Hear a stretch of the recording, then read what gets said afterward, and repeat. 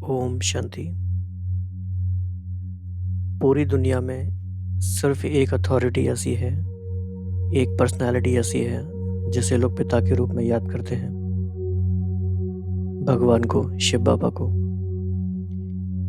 तो ऐसा क्यों है कि सारे ही लोग उनको पिता के रूप में याद करते हैं? तो आज की मुरली में बाबा ने इस बात पे फोकस किया है कि दुनिया की हर एक आत्मा को ऐसा क्या वर्षा मिला है जिसके कारण के वो भगवान को बाप के रूप में याद करते हैं। तो काफ़ी गहरा पॉइंट है ये, काफ़ी गहरी बात है, रियलाइजेशन की बात है। तो ऐसी बहुत प्यार भरी और ज्ञान की गहरी बातों को आज हम मुरली के इस पार्ट में समझेंगे। तो बाबा बच्चों की तरह जब देख रहे थे तो बाबा ने कई अलग अलग प्रकार के बच्चे देखे। तो बाबा ने कहा कि सारे बच्चे एक जैसे तो होते नहीं हैं, कोई नटखट होते हैं, कोई गंभीर होते हैं, कोई रमणीक होते हैं। आप सिर्फ अगर अपनी क्लास में भी देखेंगे तो आपको अलग अलग प्रकार के भाई बहनें या बाबा के बच्चे दिखाई देंगे। कोई बहुत गंभीर होते हैं जिनकी आवाज़ कभी कभी सुनाई देती है, कोई बहुत बोलने वाले होते हैं तो नटखट होते हैं, कोई रमणीक होते हैं। तो बाबा ने कहा कि लेकिन बाप कभी भी किसी बच्चे से ना उम्मीद नहीं होते। तो भगवान के एट्रीब्यूट्स क्या हैं, भगवान की विशेषताएं क्या हैं, वो धीरे धीरे हम मुरली के माध्यम से जानते जाते हैं। और जब हम कहते हैं कि हमें बाप समान बनना है तो हमें भी अपने अंदर वो बातें लेकर आनी है। तो बाबा कभी किसी से ना उम्मीद नहीं होते, दिल शिकस्त नहीं होते। तो क्या हम ऐसे हैं, या हमें किसी किसी के प्रति ये आता है कि ये तो बदल ही नहीं सकते। दूसरा बाबा ने कहा कि कहाँ जाएंगे सिवाय बाप के, क्योंकि सबका पिता तो अल्टीमेटली एक ही है। तो घूम फिर के सारे बच्चे आएंगे ही आएंगे। और चाहे दुनिया के लोग चाहें या ना चाहें, लेकिन सभी आत्माओं को कलयुग के अंत में यानी संगम युग के भी अंत में मुक्ति का वर्षा तो मिलना ही मिलना है। बाबा ने कहा कि अगर नहीं चाहें तो भी मिलना ही है, मुक्ति का वर्षा तो हर एक आत्मा को मिलता ही है। इस कारण से दुनिया की हर एक आत्मा उन्हें बाप के रूप में याद करती है। लेकिन कुछ आत्माएं ऐसी हैं जिनका डायरेक्ट कनेक्शन भगवान से इस समय होता है और जिनको जीवन मुक्ति का वर्षा भी मिलता है। यहाँ तक कि बाबा ने कहा कि आप तो तीनों कालों में वर्षे के अधिकारी हो। तो कैसे हैं ये भी हम देखेंगे। वर्तमान समय हमें कौन सा वर्षा मिल रहा है, शक्तियों का और गुणों का। तो अगले 3 पेजेस में हम बहुत गहराई से ये अनुभव करेंगे परमात्मा को पिता के रूप में कैसे हम याद करें। बहुत ही पावरफुल महावाक्य हैं ये सारे।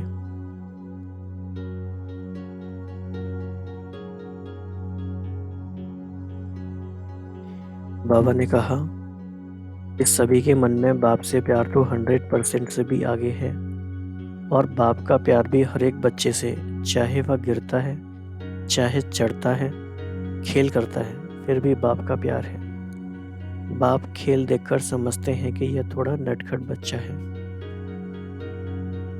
कई बार कई बच्चों के मन में ये प्रश्न भी आता है कि हम तो उतने अच्छे हैं नहीं, हम तो सारी धारणाओं पे भी नहीं चलते, हम तो सारी मर्यादाओं का पालन भी नहीं करते, हमने तो बाप के कार्य में इतना सहयोग भी नहीं किया, तो बाबा हमें प्यार करता होगा या नहीं करता होगा। तो उन बातों का आंसर भी बाबा ने दिया है। तो बाबा कह रहे हैं कि सब बच्चे एक जैसे तो नहीं होते ना, कोई नटखट होते हैं, कोई गंभीर होते हैं, कोई रमणीक होते हैं, कोई बहुत फास्ट नेचर के होते हैं, फिर भी हैं तो बच्चे ना। फिर बाबा ने एक बहुत ही प्यारी बात बोली है, ध्यान से हमें सुनना है। बाबा ने कहा कि बच्चे शब्द ही अति प्यारा है। जैसे आप सबके लिए बाप शब्द प्यारा है या बाबा शब्द प्यारा है, तो बाप के लिए बच्चे प्यारे हैं। तो आप देखो कि एक तरफ वो पूरी तरह से न्यारा है, वो इस सृष्टि चक्र में आता ही नहीं है, कोई संबंध साकार में वो बनाते भी नहीं है, लेकिन फिर भी प्यार के सागर हैं। और बाबा ने कहा कि बच्चे शब्द ही अति प्यारा है। तो बाप कभी भी कोई बच्चे से दिल शिकस्त नहीं होते हैं। सदा शुभ उम्मीदें रखते हैं। अगर कोई किनारा भी कर लेते हैं फिर भी बाप दादा उसमें भी उम्मीदें रखते हैं कि आज नहीं तो कल आ जाएंगे। कहाँ जाएंगे? कई बार होता है ना कि कई बच्चे थोड़े समय के लिए बाबा का हाथ छोड़ के चले जाते हैं, तो हमारे मन में क्या आएगा और बाबा के मन में क्या आता है? बाबा कह रहे हैं कहाँ जाएंगे, आज नहीं तो कल आ जाएंगे। जैसे शारीरिक हिसाब किताब में कोई ज़्यादा बीमार भी हो जाता है, उनको ठीक होने में ज़्यादा समय लग जाता है, और जो थोड़ा सा भी बीमार होता है वह जल्दी ठीक हो जाता है, लेकिन है तो बीमार। तो कैसा भी बीमार हो, स्थूल रीति प्रमाण भी बीमार से कभी उम्मीद उतारी नहीं जाती है। कोई बीमार होता है तो उससे उम्मीद नहीं उतारी जाती है, अंत तक कोशिश करते हैं ठीक हो जाएंगे, ठीक हो जाएंगे। सदा उम्मीद रखी जाती है आज नहीं तो कल ठीक हो जाएगा। इसीलिए बाप दादा कोई भी बच्चे से ना उम्मीद नहीं होते हैं, सदा शुभ आशाएं रखते हैं कि आज थोड़ा सा ढीला है, कल होशियार हो जाएगा।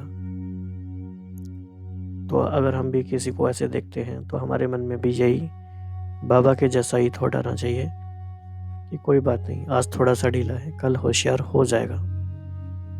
जब मंजिल एक है, बाप एक है, तो कहाँ जाएंगे सिवाय बाप के। फिर भी वर्षा हर आत्मा को बाप से ही मिलना है। तो बाबा के बच्चों में भी अगर कई कई बच्चे ऐसे होते हैं जो कुछ और चीज़ें भी ट्राई करते रहते हैं, सोचते हैं हमें किसी और से मदद मिल जाए, तो उनके लिए भी सूक्ष्म में इशारा है कि मंजिल एक है, बाप एक है, तो कहाँ जाएंगे सिवाय बाप के। फिर भी वर्षा हर आत्मा को बाप से ही मिलना है। चाहे बाप को गाली भी दे तो भी बाप मुक्ति का वर्षा तो दे ही देंगे। सारे विश्व की सर्व आत्माओं को चाहे मुक्ति और चाहे जीवन मुक्ति का वर्षा जरूर मिलना है, क्योंकि बाप सृष्टि पर अवतरित हो बच्चों को वर्षे से वंचित नहीं कर सकते हैं। तो ये बहुत बड़ी बात है कि this is the only time in whole कल्प in 5000 years when God himself comes on this planet, या इस धरा पर अवतरित होते हैं। तो when he comes तो कोई भी बच्चा वंचित नहीं रहता, दुनिया की कोई भी आत्मा वंचित नहीं रहती। It's a big thing. बाप को वर्षा देना ही है, चाहे लेवे चाहे नहीं लेवे, बाप को देना ही है। So this is interesting point. और सर्व आत्माओं को बाप द्वारा वर्षा मिला है, तब तो बाप कहकर पुकारते हैं ना।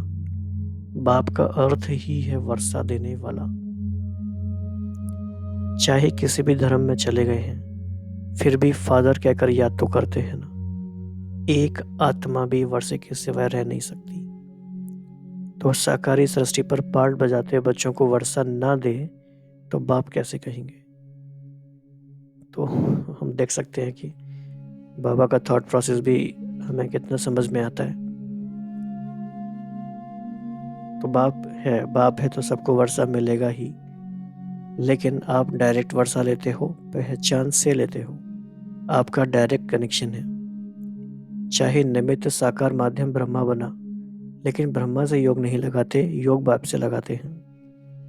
ब्रह्मा बाप भी कहते बाप को याद करो, ये नहीं कहते मुझे याद करो। कभी भी सिवाय बाप के फुल वर्षा और कोई संबंध में मिल नहीं सकता। आप डायरेक्ट बाप से संबंध जोड़ वर्षे का अधिकार तीनों कालों में प्राप्त करते हो। तीनों कालों में कैसे? वो अभी भी वर्षा मिल रहा है ना, शक्तियों का, गुणों का वर्षा मिल रहा है, मिल गया है। मुक्ति धाम में भी कहाँ रहेंगे, समीप रहेंगे ना। वो अभी भी वर्षा है और मुक्ति धाम में भी, और फिर 21 जन्म का भी वर्षा है।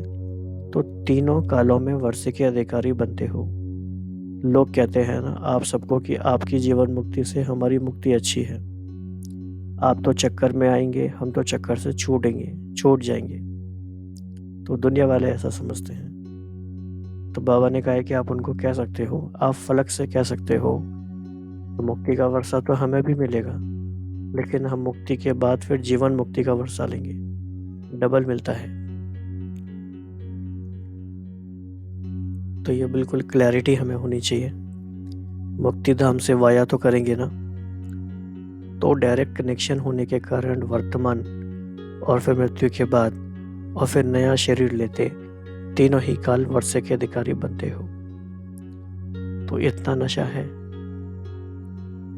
तो ये बहुत गहरी बातें हैं। बाबा पूछ रहे हैं इतना नशा है कि हम तीनों ही कालों में और देखा जाए तो तीनों ही लोकों में वर्षे के अधिकारी हैं, सब कुछ हमें प्राप्त होता है। तो बाप के रूप से जो संबंध है हमारा, उसकी एक बहुत गहरी अनुभूति करने का आज हमें मौका मिला। और न सिर्फ हमें बल्कि सृष्टि की सारी आत्माओं को भी उस हिसाब से देखने का मौका मिला कि सारे ही हमारे भाई बहन हैं, और चाहे कोई पहचाने या नहीं पहचाने, सबको मुक्ति का वर्षा तो मिलना ही है। और जैसे बाप शब्द प्यारा है वैसे बच्चे शब्द प्यारा है। तो बड़ी प्यार की गहरी बातें हैं ये। और जब ऐसी ऐसी बातें हम सुनते और पढ़ते जाते हैं और अपनी मन बुद्धि में रखते हैं, तो बाबा के प्रति हमारा प्यार और गहरा होता जाता है। तो आज बाबा के साथ पूरे विश्व का चक्कर लगाएं और सारे विश्व की आत्माओं को सकाश दें। चाहे कोई समझते हैं नहीं समझते हैं, लेकिन है तो सारे बच्चे ना। सबको मुक्ति का वर्षा मिलना ही है। और हम तीनों कालों में वर्षे के अधिकारी आत्माएं हैं। वर्तमान समय शक्तियों और गुणों का वर्षा जो मिल रहा है वो औरों को भी हम दे रहे हैं।